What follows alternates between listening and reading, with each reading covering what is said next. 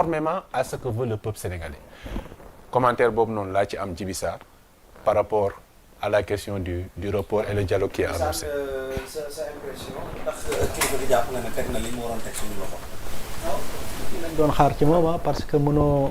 wax sénégalais yi déglu leen ma damay def adresse à la nation nga naan leen bonne élection na élection yi amee ci jàmm bonne campagne électorale ñun ñëpp xamoon nañ ne lii lay wax maanaam damay reporter élection yi mu jël aussi ay motifs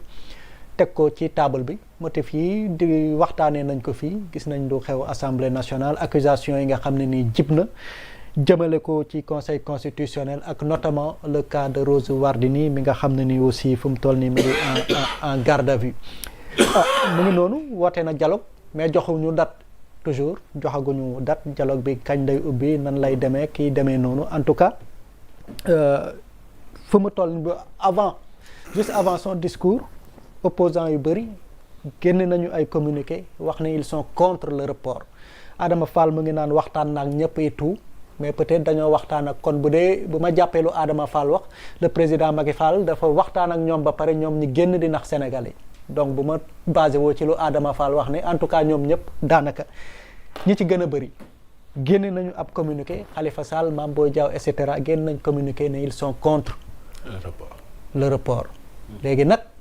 am na leneen li nga xam ne ni mu bi nan la ñuy opposé woo à ce report là est-ce que dañuy appeler à manifester comme ni ko Mimi Touré demandé au peuple sénégalais démb ci seen rencontre bi est-ce que dañuy appeler à manifester est-ce que ñoom ci seen biir dinañ réunir ne comme béy wéy na mbuus nañu dem rek wuyu dialogue bi waxtaan ak moom bu ko defee ñu teg suñuy exigence sur la table xamaguñu parce que amaguñu donc peut-être dinañ ko am ci kanam la réaction des opposants te seen wàll aussi lu ci am solo la mais aussi lu mu évoqué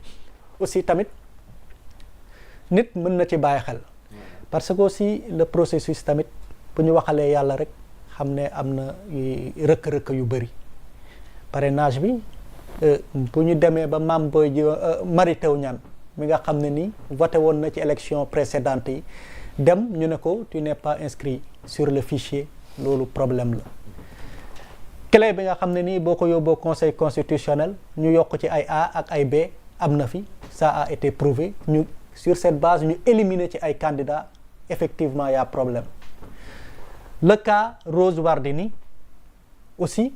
loolu tamit problème la parce que on se demande à quoi sert le Conseil constitutionnel? Normalement, ils doivent faire les vérifications qu'ils jugent utiles. Donc, Rose Wardini warul woon passer ci filtre bi donc waroon nañu def les vérifications nécessaires. Donc li ci des nag ay politique la ñoom Adama Fall exploité nañu faay yooyu parce que dem élection ñëpp xam nañ ko même bu dee duñ ko nangu arrangé wu leen parce que ñenn ci ñoom d'accorduñu Amadou Ba mëne troupe yi loolu gis nañ ko donc Thérèse gis nañ Zahra Iyane Thiam gis nañu seen xeexoo seen biir donc ñoom exploité nañu loolu PDS tamit peut-être ñoom am na benn accord bi nga xam ne ni am nañ ko seen biir PDS daal di commencé accuser ay juges même bu dee je précise encore une fois waxuñu benn yoon ne dañoo corrompre ay juges donc connexion douteuse la ñuy wax conflit d'intérêt corruption mosuñu ko tudd ci seen résolution somme 3 milliards ba ñuy wax lañ ci corrompre ay juges yi mosuñu ko tudd en tout cas ci résolution bu ñu yóbbu assemblée nationale mosuñu ko wax donc ñoom sur les plateaux donc ñoom peut-être am na lu ñuy servir peuple bi la masse mais am na li nga xam ne nii aussi moom la ñuy bind yóbbu ko assemblée nationale te man d'habitude lu ñu yóbbu assemblée nationale laay bàyyi xel moom laay jàpp connexion douteuse conflit d'intérêt waxuñu corruption donc mbir mi daal mu ngi noonu ñoom exploité nañ ko donc am na lu ñu créé à l'Assemblée nationale Abdou Mbow génn na juge yi duñu ay malaaka ak nangam ak nangam loolu lañ ci jublu woon donc exploité nañ ko daal di nañu am seen rapport bi nga xam ne ni moom la ñu bëggoon te ñun ñëpp ñu xam ne moo doon seen yéene parce que lu waay mën a wax aussi mooy ne pareeguñu te APR fa mu toll nii ci yoonu tas la gën a jege parce que je le dis je le répète Amadou Ba ne fait pas l'unanimité il est loin de faire l'unanimité clan bu ko doon xeex ñoo doon xeex pour ñu reporter élection yi clan boobu am nañu ndam donc est-ce que Amadou Ba day continuer di doon le candidat de Benno Bokk Yaakaar aussi gros point d'interrogation. Premier ministre xamaguñu donc on va voir. su nekkee damay analyser man sama xalaat. d'abord remercier le chef de l'État, le président de la République Macky Sall, parce que c'est la clé de voûte des institutions et c'est le président de la République de tous les Sénégalais d'avoir pris ses responsabilités face à une situation donnée dans la nation sénégalaise, dans la République sénégalaise. Moi, je suis un républicain et je défendrai toujours la République du Sénégal. Parce que ci biir déclaration il a invoqué des articles, il a parlé de violation, il a parlé de crédibilité et autres, n'est-ce pas? Il a parlé d'une crise qui existe entre deux institutions qui est le pouvoir exécutif et le pouvoir judiciaire. C'est-à-dire, dans cette décision prise de casser la décision de la convocation du collège électoral, parce que loolu la, parce que la convocation du collège électoral mooy andi élection. Donc su ko kasee mooy élection dootul am, mooy élection yi dàq nañ ko, daf ko ajandi sax d'ailleurs loolu la wax, ajandi ko ba commission d'enquête parlementaire def liggéeyam ba ñu saytu ndax la ñuy wax am na wala amul, mooy ñu leeral ko. Te loolu c'est en toute responsabilité un président de la République su nekkee genre de situation yooyu am na par rapport à deux pouvoirs et dans institutions, li ci biir institution mooy ñu leeral ko ba mu leer ba askan bi xam fu affaire bi féete. Cela ne signifie pas que Amadou Ba ne restera pas et son candidat. Tekkiwul loolu. Li ci neex ci wax ji mooy moom il a dit que il ne pose pas cet acte pour être candidat. Décision bi mu jëloon mooy il ne va plus se présenter à l'élection présidentielle, mooy code d'honneur bi mu déclaré woon le 3 juillet. Il va veiller à ce que tout se passe bien. Tout se passe normalement. loolu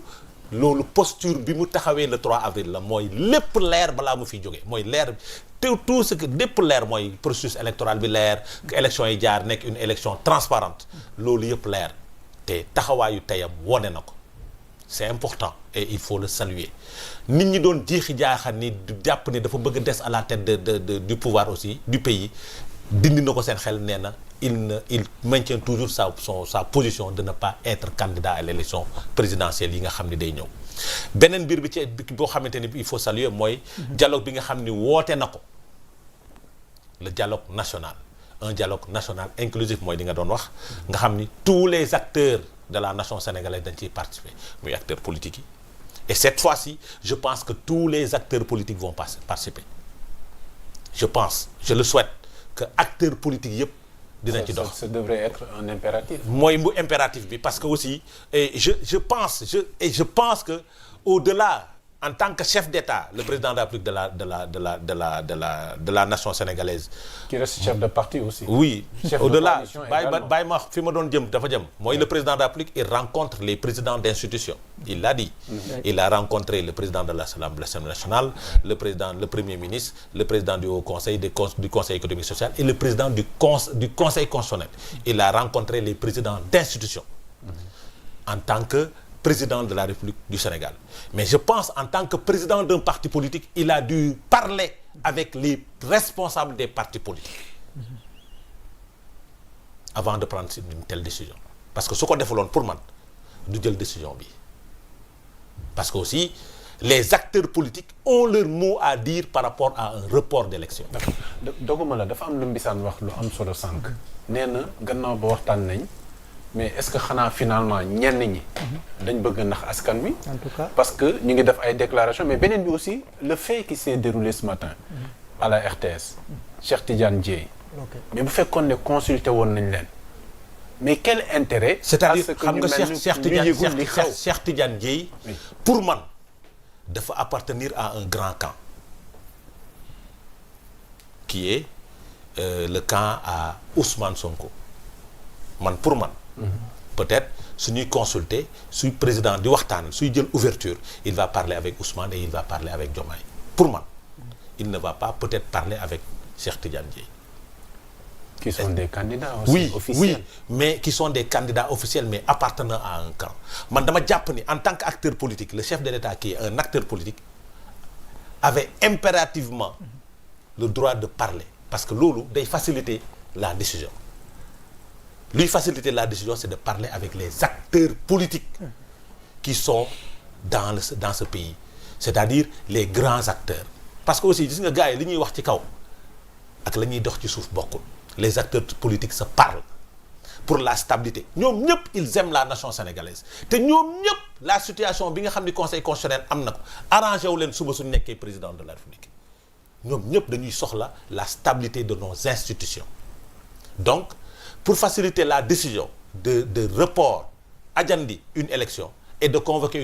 un dialogue national inclusif, il a besoin de parler à tous les acteurs. Et je pense qu'il a posé les actes parce que du ko boole dans son discours. Du ko boole dans son discours qui est un discours solennel, qui est un discours de chef d'État qui doit parler aux institutions parce que le chef de l'État parle aux institutions. Mais ci suuf en tant qu'acteur politique, je pense que dans la facilitation des décisions, de cette décision-là, il a eu à parler avec les acteurs politiques pour un apaisement, pour une stabilité de la République sénégalaise. Foofu lañ toll maintenant nag ma situation il y a une réunion d'urgence qui est convoquée et je pense que je dois aller participer à cette rencontre-là parce que ñu ngi may xaar ma daw rek suñ ma ko permettre dictateur bi ci kër gi su ma ko permettre parce que y a une situation nouvelle et il faut que mais Abdou man ñu ngi dem teg schéma yi quoi. mais man moo Abdou